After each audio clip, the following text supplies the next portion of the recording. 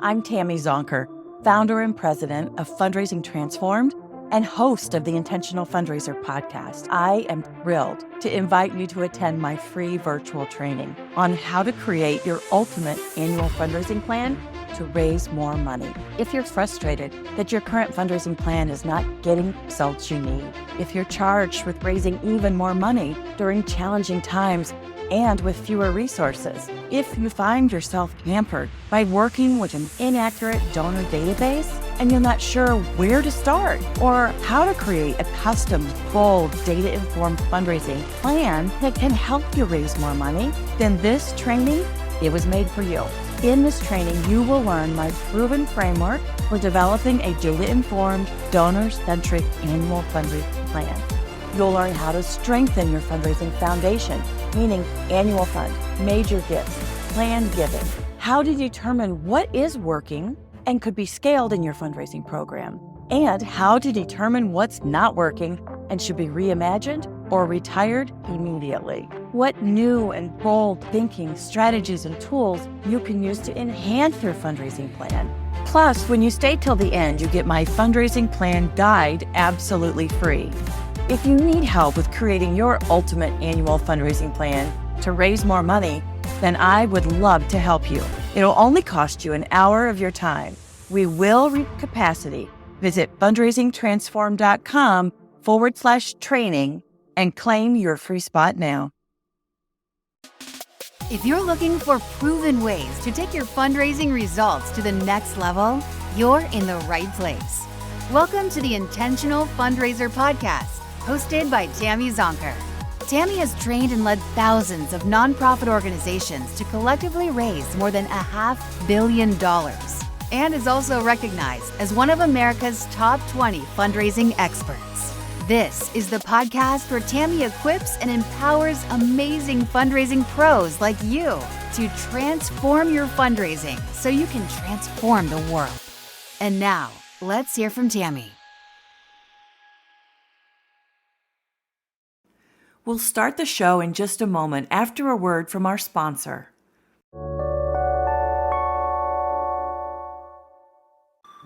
Support for this show is brought to you by our friends at Bloomerang. Bloomerang offers donor management and online fundraising software that helps small to medium nonprofits, just like First Tee of Greater Akron, a nonprofit that empowers kids and teens through the game of golf. After just 1 year with Bloomerang, First Tee of Greater Akron doubled their unique donors, improved donor stewardship, and raised more funds. Keep listening to hear how they did it, or visit bloomerang.com/intentional to learn more. Again, that's bloomerang.com/intentional.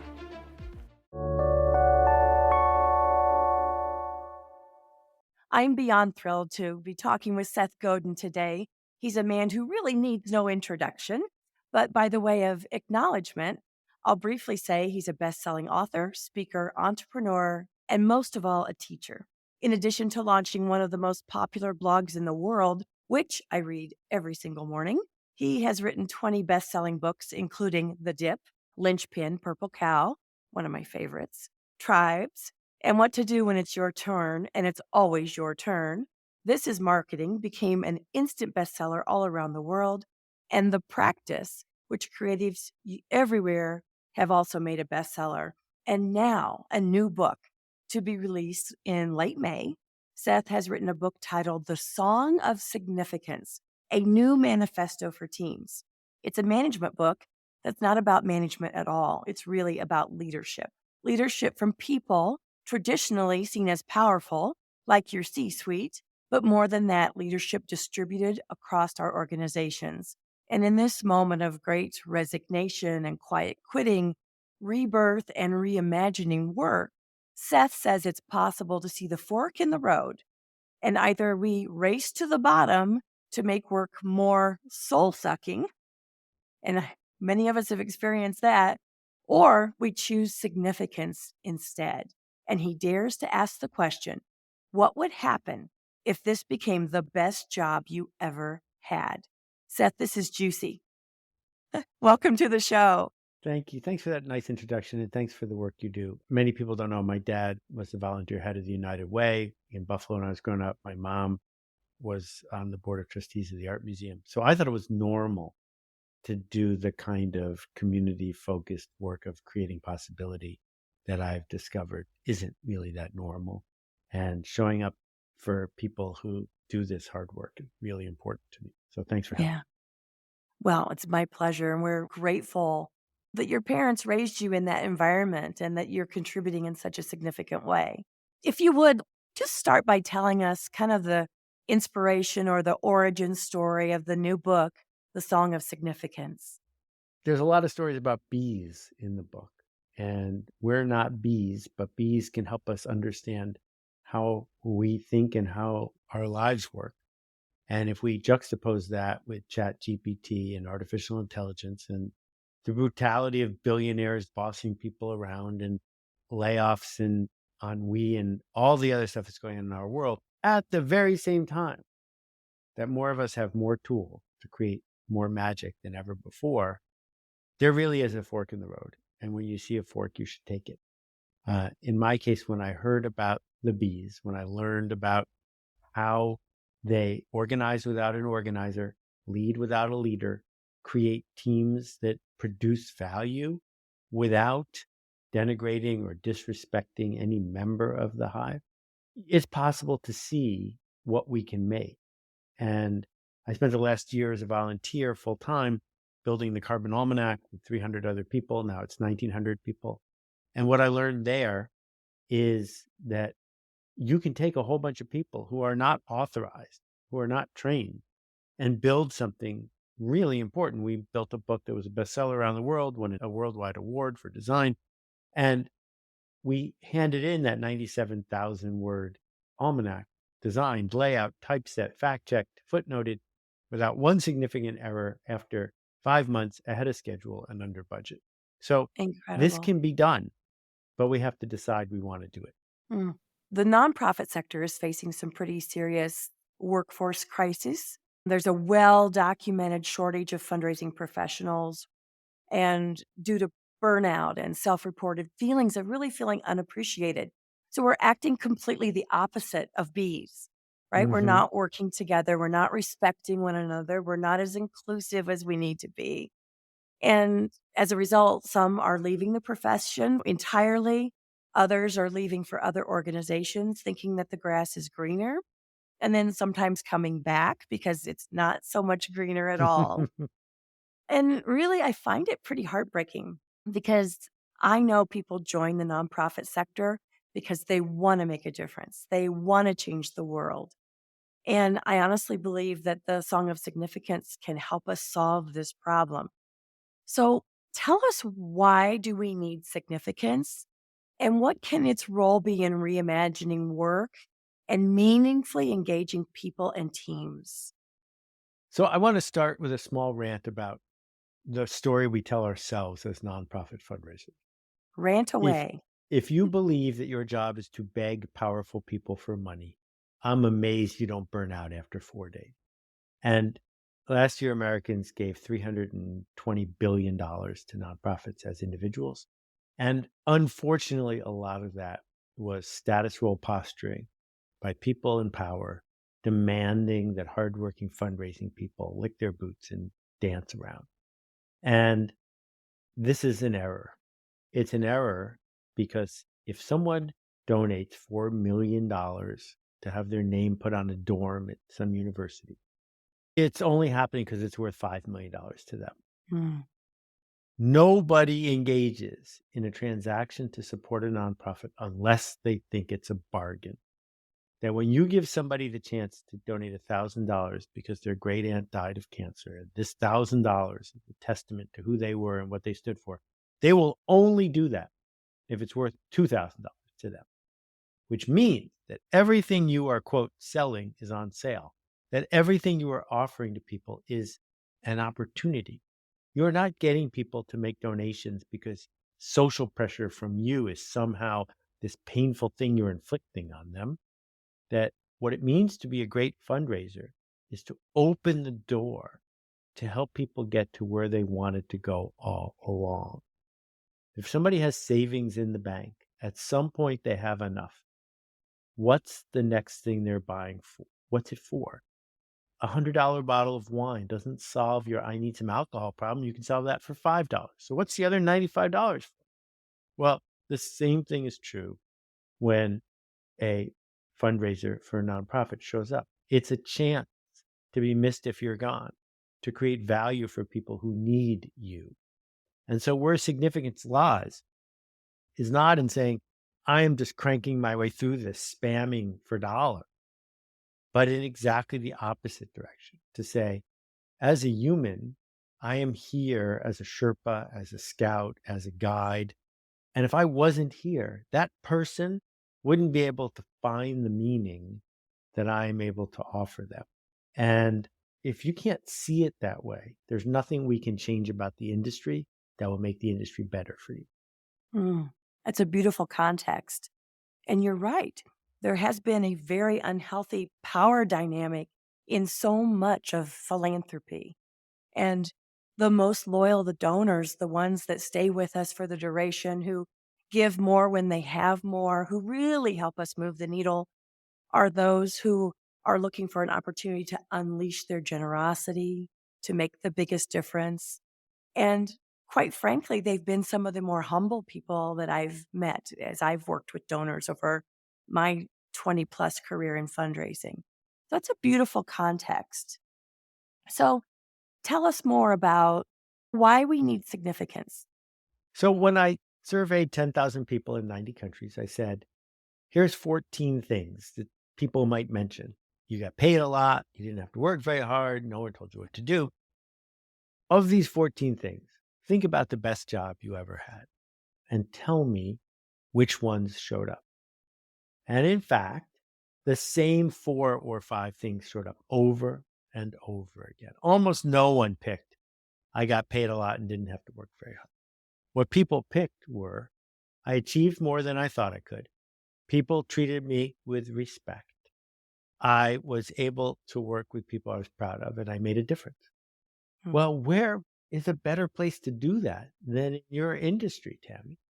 And what we do instead is rely on the indoctrination that starts when someone is 5 years old of, will this be on the test?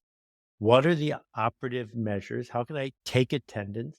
Oh, you want to work from home? Well, you better be on Zoom calls all day so I can make sure you're not out getting the dry cleaning, and on and on and on. And so we push people to be automatons, which makes it the worst job they ever had. Well, in fact, when someone feels like it's the best job they ever had, they don't seek to work less.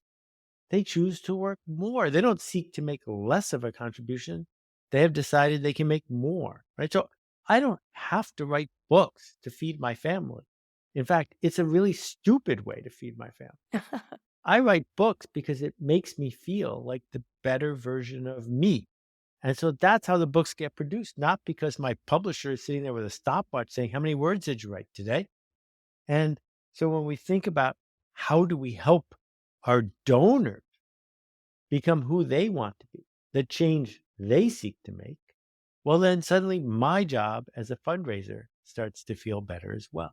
I love that. And it's so true. I mean, even more of the research coming from Dr. Jen Shang at the Institute for Sustainable Philanthropy talks about how giving is really an expression of identity. And that's what you're so affirming. Let's apply that. Let's talk about nonprofit organizations, many of them who historically have been kind of a command and control, top down management versus an organization that is significance driven, purpose driven, empowering, and inspiring its teams. How do we create conditions where teams can make the impact they desire? Okay, so let's understand a couple of things. The work that a typical nonprofit does is important, urgent, irreplaceable, human, essential, cannot be diminished. With that said, the typical way that a nonprofit shows up in the world is a riff on the National Lampoon magazine cover from 1972, which was a picture of a dog and a gun pointed to the dog's head. And it said, buy this magazine or we'll shoot this dog. Mm, And they were making a really poignant comment about the way some kind of marketing works. So when we say to our staff or when we say to a donor, send us money or this poor kid is going to die. Well, yeah, except no, because there's probably a more efficient way for someone out there to not die than your charity.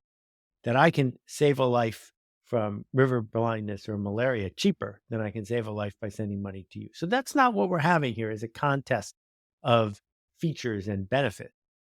What we're saying is status and affiliation are the narrators of our life. Affiliation, who's to your left, who's to your right? How do you fit in? And status, who's up and who's down? Where is somebody who is leading? So both my parents passed away a while ago, but in my mom's case, the museum in Buffalo was cutting edge for decades. Clifford Still, Jackson Pollock, Andy Warhol, all very important pieces of work. But a whole generation came along that didn't really care because that's not what was important to them because it wasn't cutting edge anymore. These were impressionists and modernists and stuff.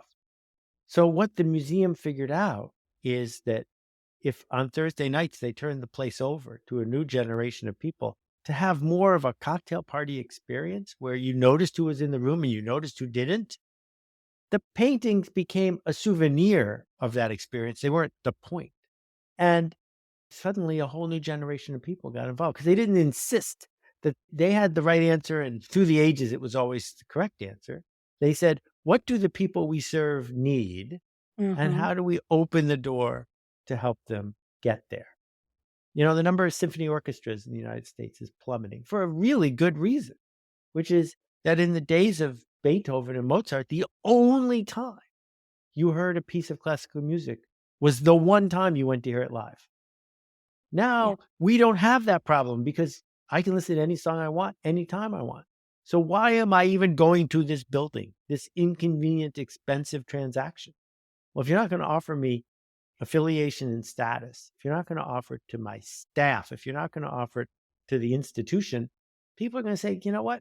I can live without that because I can listen to Beethoven at home. So Hmm. what nonprofits do when they're doing their job right is they make a change happen. And the people on the fundraising side are as generous as the people on the program side. You're just changing someone else. Instead of changing that poor kid in the oncology wing, you are changing a privileged member of the industrial class who finally can find some meaning simply by writing a check. But if you can't create the conditions for status and affiliation to kick in, you can't make them change for the better. And therefore, you're stealing from them by not opening the door for them to get to where they want. And then it truly is transactional versus relational and that exchange of shared values as they define them. Right to your point, the younger generation really longing for belonging and that, again, connection. So when we look at how to harness the power of connection and significance inside the nonprofit organization, certainly with donors, but applying that same principle to retaining staff, attracting staff, whether they're on the programmatic side or whether they're on the fundraising side or some other area of administration, which maybe doesn't necessarily feel the impact on a day to day basis. Really, that belonging and that radical connection, if you will, is one of the tools in our toolbox to do just that. Yeah. And so it's very important that we don't get hung up on class when we talk about this, that it is possible to have a job as a barista or as a custodian where you every day feel meaning and connection in your work. That the jobs where that is getting sucked out aren't necessarily low paying jobs. They're jobs that are easy to mechanize. And if you treat that person who's a barista as every step is programmed, well, then you are treating them like a mini version of a computer. Every few years, I have to buy a couple more uniforms for some of the work that I do. And the woman who I interact with, who I've never met in person, knows who I am 5 years later, interacts with me in a way with warmth and generosity that makes me never shop around when it's time for me to get another order. And part of it is she understands this makes her company more money. But I think a bigger part of it is it's a better day for her. Mm. And when I compare that to the person who was at the doctor's office, she's saving people's lives by getting people into the right doctor. But the crankiness that she brought to the work was a direct result of being treated like a cog in a machine. And if you feel like you're a cog in the machine and you don't feel like your humanity is being needed, well, then why should we be surprised if you act that way? Yeah. So part of it is certainly mindset and how you view your role, your purpose in the organization. And I suspect part of it is environment. So you talk a bit about the commitments that bosses need to make and the commitments that workers need to make. Can you elaborate on that? So culture defeats strategy every time.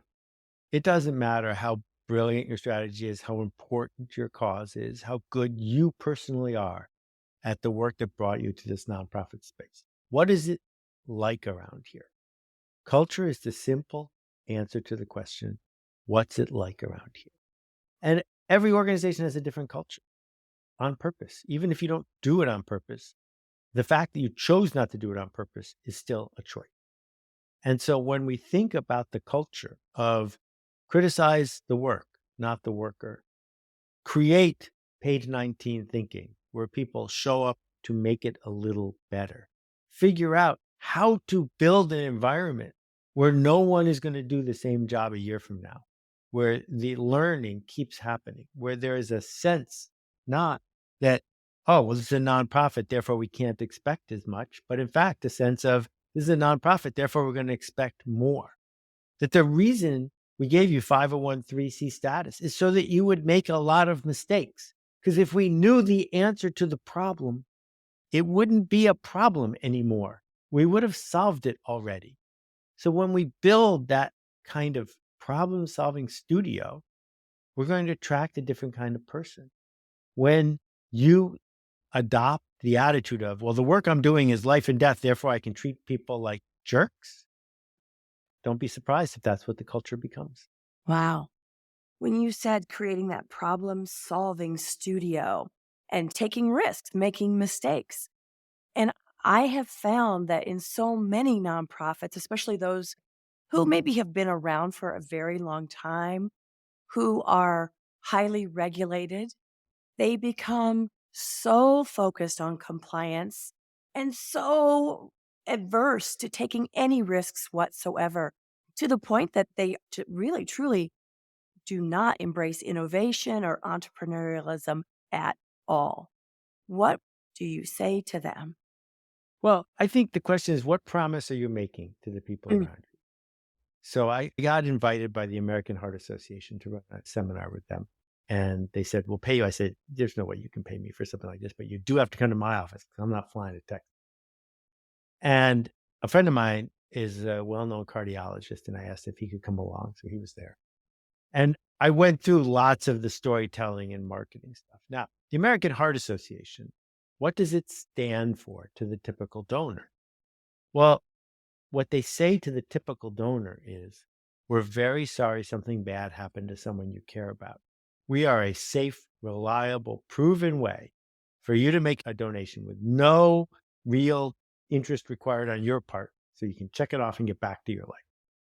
And I said, would you be interested in growing by being able to say to a different class of donor, we're actually going to solve heart disease? Because that's a different problem. They're like, yeah. That's what we're here for. I said, all right. So if I could tell you something that you could do tomorrow that would decrease heart disease by 20% in this country for free, would you do it? And they're like, well, that's why we're here. I said, so it's simple.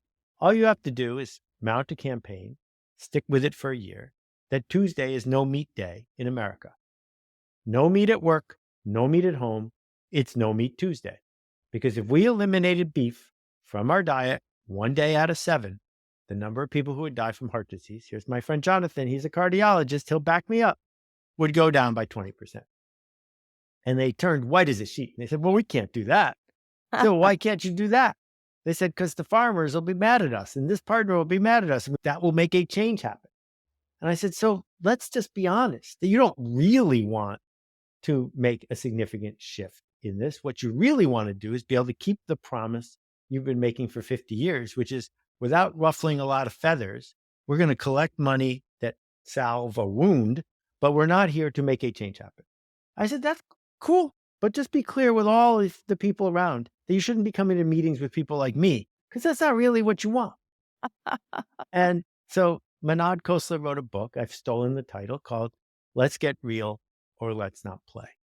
And what I'm arguing in the book is that we need to say to the people we work for, the people we work with, and the people who work for us, why are we here? Let's get real. Let's get crystal clear about why we're here. Let's get real or let's not play, because there's plenty of other things talented people can do all day other than working with us. Yeah. So if you can be clear about the change you seek to make, if you can make it so that your donors can't wait to hear all the ways you failed on your way to solving a problem, then you won't be embarrassed when you fail anymore, because you realize, like a safe cracker, the only way to open the safe is to try a lot of numbers. So powerful. I mean, and I think that when you have that clarity and you pronounce a big, hairy, audacious goal, a real game changer, that people really do get excited about investing in that. And most of them have some experience of business and understand there are mistakes. As long as you're not repeating a mistake, you're learning from the mistakes. Those are like one, as you said, one step closer to the solution. We'll be right back after a word from our sponsor.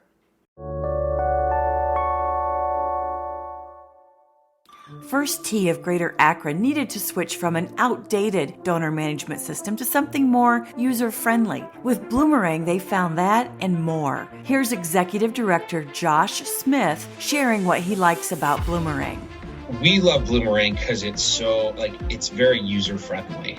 We're able to do more because our daily tasks of thanking donors and sending thank you notes have been cut more than half because of Bloomerang. Year over year, we have raised more funds, so obviously I think Bloomerang's been a huge part of that.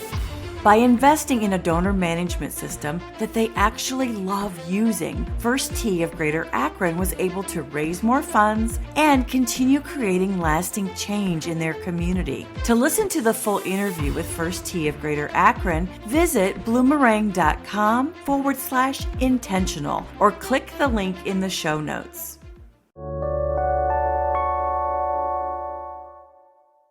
Yeah. Yeah. I mean, so if we talk about my friend Scott, Charity Water has raised more than $250 million in the last 15 years.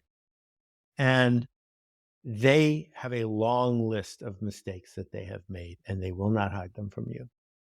And they have done extraordinary work in creating status and affiliation in the online space that was just left to them by the existing charities who were afraid of it. And they don't say the purpose of our website is to be a cash register that transacts. We're actually going to make a sense of meaning and possibility for people in the way they live today, which is online.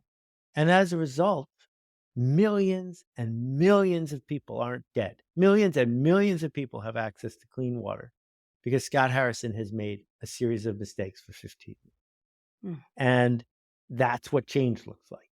Does every person who work at Charity Water, is everyone like that who has that attitude? Of course not. And again, if you're the American Heart Association, I'm applauding you. Thank you for offering people solace and connection. But if you really want things to get better, you got to sign up for this other path. Right. And if you choose that path, it's all in. Now, you also talk about the fact that some turnover is healthy, right? So if someone's not all in, they really should opt out. I think that embracing turnover, celebrating turnover is critical. No one worries about turnover, for example, in the bus business or the airplane business. If an airplane is going to Toledo and you really want to go to Philadelphia and you get off the plane, that's good. It's not bad. If you're on the plane the whole way whining that it's not going to Philadelphia, it's going to ruin the trip for everybody. Let's announce right on the front of the plane where it's going. You should only get on that plane. A colleague of mine had as one of their leading donors a billionaire. And the billionaire wanted a certain sort of relationship with the institution. And he said, that's not the kind of institution we're building. And that's not the kind of institution I can have with you. There are other people, other organizations that will do a better job with your money. Thank you. And with respect, sent Yeah. them to support other people. If you're not willing to do that, then you don't really stand for anything. Then you're Yeah. just saying, I'll take money from anybody, whatever it takes. Instead, saying, this bus goes over there. And if you don't want to play that, we don't want your money. Thanks, though. And so that takes a lot of courage. It takes a lot of courage to walk away from money that's really not in alignment with where you're going. It takes a lot of courage to really get clarity and throw your hat over the fence and say, we are going to do this. Who's with us? Talk to us about the characteristics of leaders who have that kind of courage. And when I say leaders, I mean people in high and wide inside the organization. So the magic here is this. I think courage belongs to people who are taking actual risk. Hmm. I think, there's volunteer firemen in my town. I have so much respect for them. It takes courage to walk into a burning, smoking building. When I got offered the chance to write the Permission Marketing Handbook and then the sequel to Permission Marketing after my first bestseller, it did not take courage for me to say no, thank you. Because the correct answer, if I wanted to build a career, was to make a new book about a new topic, not to do a safe sequel. That the courage required to say to someone who's offering you money with strings that say, and I get to be on your board haranguing you, and I get to wake you up in the middle of the night, that's not courage. That's just smart. And so if you can create a culture where we get to criticize the work and not the worker. So, when we were building the Carbon Almanac, the model was very simple, which is we said, here's what 5 great pages are going to look like. Go make a page. And if you brought back a page and it didn't match what we were trying to do, we would say, this is really great, but it doesn't belong in our book. Thank you very much. But this does belong in our book. Get us more of this. Well, suddenly the work became thrilling because there wasn't this constant mediocre compromise all the time of worrying about whether I'm going to hurt this person's feelings. Everyone needs to be happy. No. So one of my favorite stories about this is you may have heard of David Chang, the chef, Yeah. and he's super famous now. He wasn't famous when he opened the very first Momofuku, which had only 30 seats. And on Saturdays, when my kids were younger, the 4 of us, my wife and our 2 kids, we get in the car, drive the electric car 20 miles to the Village in New York, get there at noon, right when they opened, and eat at the counter and have lunch. And it was delicious. And one of the things, I'm a vegetarian, and have been for 40 years. One of the things on the menu is Brussels sprouts with bacon. And I would say to the person who was working the grill station, can I have the Brussels sprouts without the bacon, please? Because you come out ahead because you don't have to waste the bacon. And I come out ahead because it's delicious. And 3 or 4 weeks in a row, they made this for me. I'm pretty sure David was the person working behind the counter the 5th week. And he said, you know what? There's a vegetarian restaurant 2 doors down. And I get that you like what you like, but it would be better for you and better for us if we made what we want to make and you ate over there instead. Oh, And that was the day he became David Chang. yeah. Because either you stand for Clarity. something or you don't. Yeah. Beautiful. What a great story. Really underscores that point. And that's the thing. I feel like there's such a scarcity mindset in the nonprofit world. We feel Mm-hmm. like we have to chase every pulse that has a wallet. And that, in and of itself, is honestly disrespectful. It doesn't value the human and their Correct. purpose and their humanity. And honestly, it wastes a lot of our time. That's right. And I have another friend who runs a significant nonprofit. You're not going to be their assistant for more than a year. That we're not going to run at a pace that lets you want to do this for 30 years. We're going to sprint together. And then you're going to get an amazing letter of recommendation and the rest of your life is going to be even better. So if you don't want to sprint for a year, don't take this job. Yeah. But we're going to sprint because that's the pace that I run at. There's nothing wrong with saying that to somebody. And if that's not what they're looking for, they shouldn't work for you. Yeah. And so again, it comes back to clarity of purpose and understanding your true culture of your organization and making that super clear in the Yeah. interview process, even in the advertising process, however it is that you attract talent. I think that's just a really brilliant insight, especially with a shortage of fundraising professionals that's happening right now. I have literally had conversations with people who've had vacant positions for 9 months, 12 months, and they have said to me, I'm going to hire the next person who sits in that interview chair. And I'm like, no, no.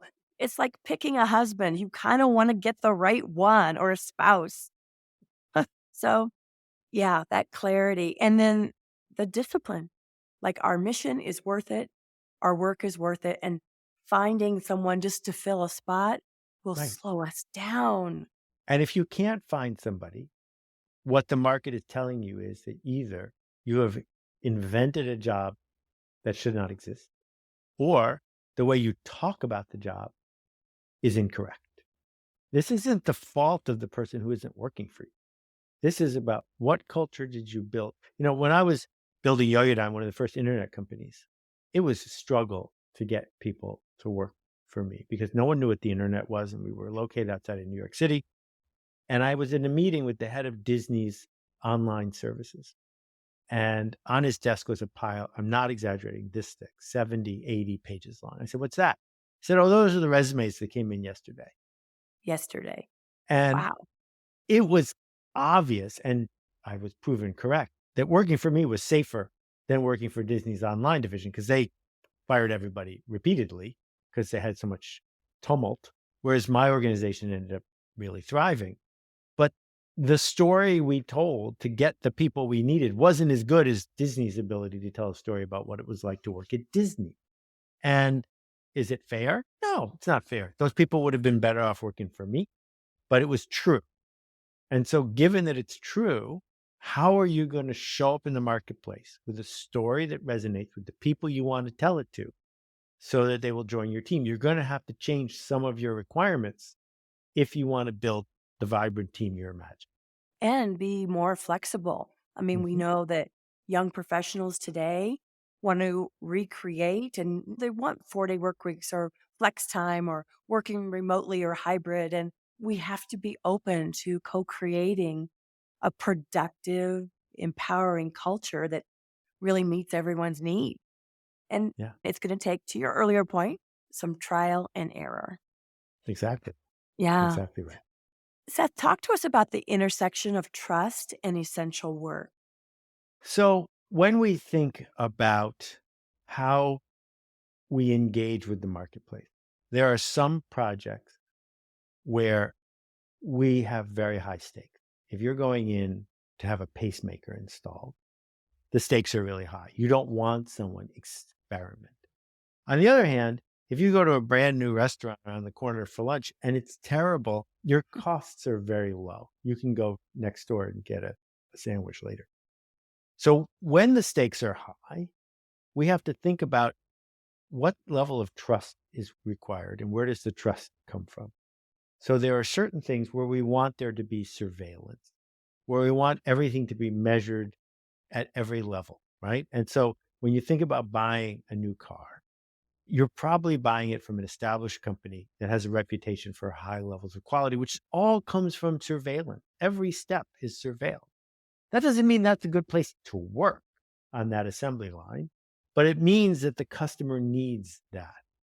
And then there are other things we need in our life where if it doesn't work out, we can move on, like going to buy a coffee in the morning. So we don't need to surveil every step along the way of how that barista does their craft, but we can earn trust as we engage over time because that person comes to see us and we understand each other.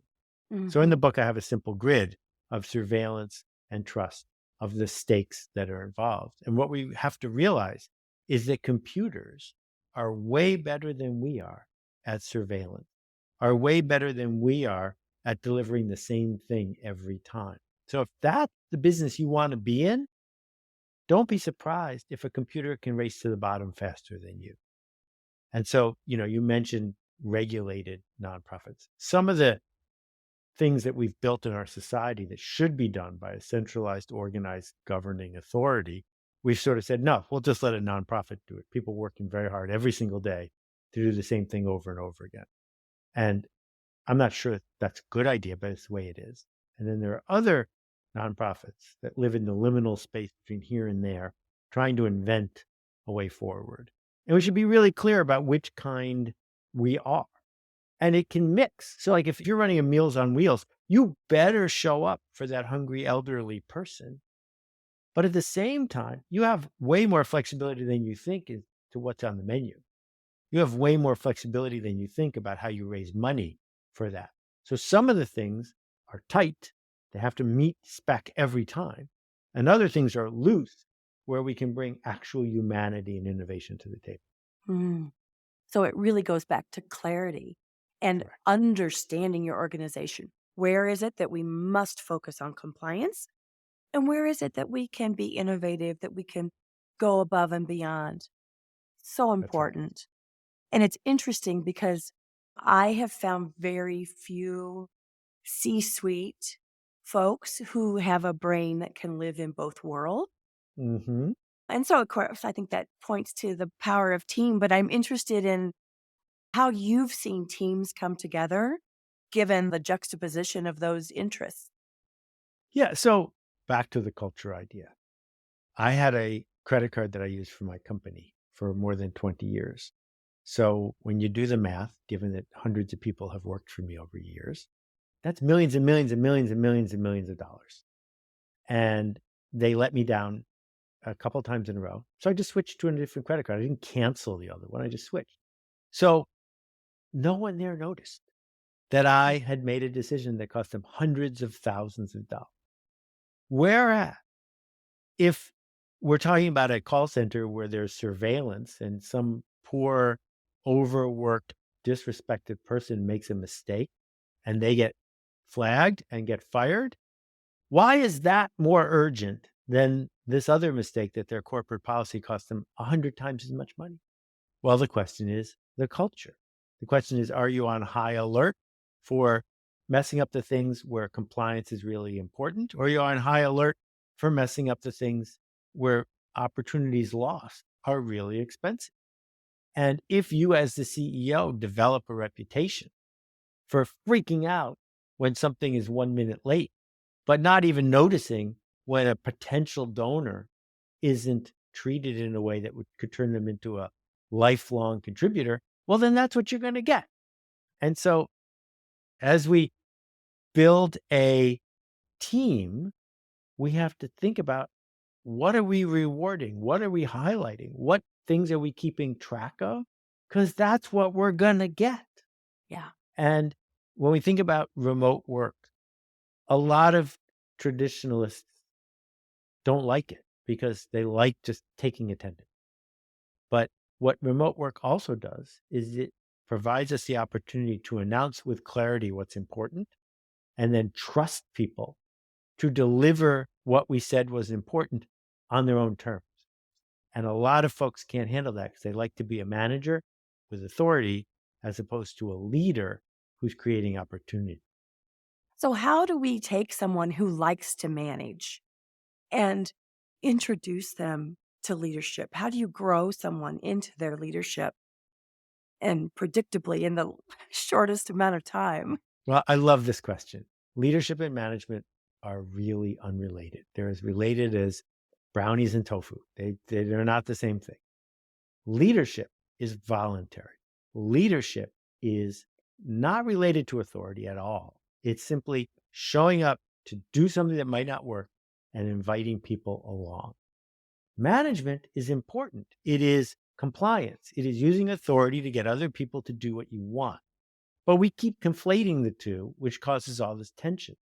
Many managers are not leaders. They're simply managers. And perhaps we could just applaud that. If you're managing a fast food restaurant, get the people to their shift on time. Make sure they meet spec and get payroll handled. You're managing. Where we run into trouble is when a manager thinks they have the right to be a leader, or when they don't know that leadership is voluntary. So they try to use their authority to get people to follow them. But if they're following you because you're using your authority, then you're not leading, you're managing. And so we need to name it, and then we need to practice it. Practice it in the small, not call a big company meeting and say to 50 people, I'm a leader now, but figure out if you can get just one person to change just one approach, not because you told them to, but because you opened the door to help them get to where they wanted to go. And it's a huge chasm, and I don't have a shortcut for it. It's simply a choice. Yeah. Yeah. So good, though. I mean, it's so good to distinguish manager versus leader in that way. Thank you. All right. Last question for you. Although I would love to talk with you all day long. What is Kokoro and why is it important in our work and in our lives for that matter? So I don't know why, but I'm transfixed by certain Japanese terms like wabi-sabi, like otaku, and now kokoro.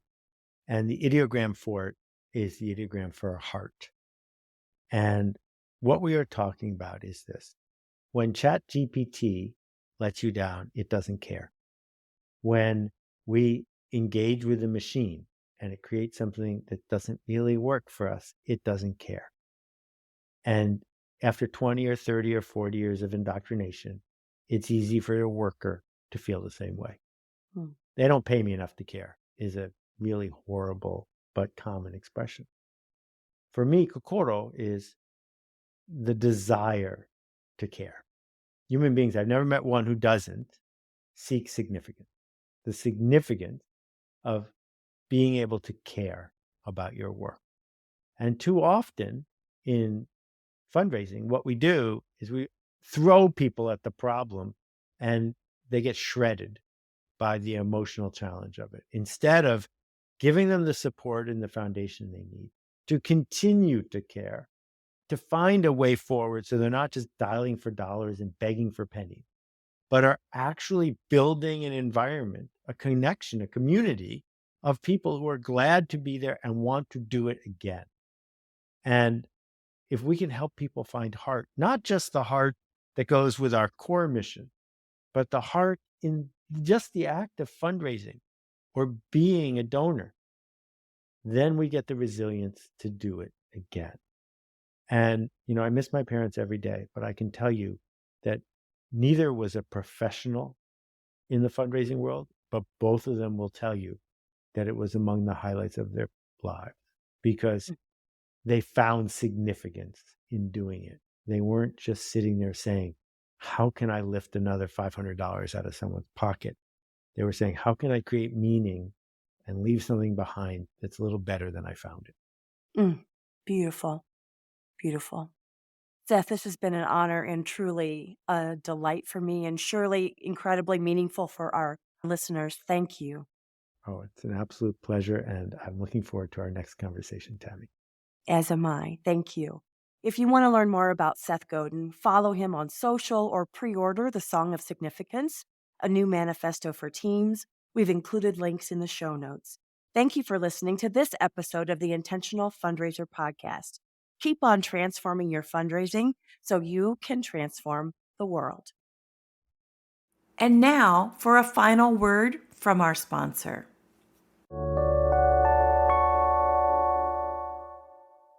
Thank you to our friends at Bloomerang for supporting this episode. If you'd like to learn more about how Bloomerang can help your nonprofit acquire, retain, and engage donors, or learn how First Tee of Greater Akron doubled their unique donors, improved donor stewardship, and raised more funds in the first year with Bloomerang, head over to bloomerang.com/intentional or click the link in the show notes.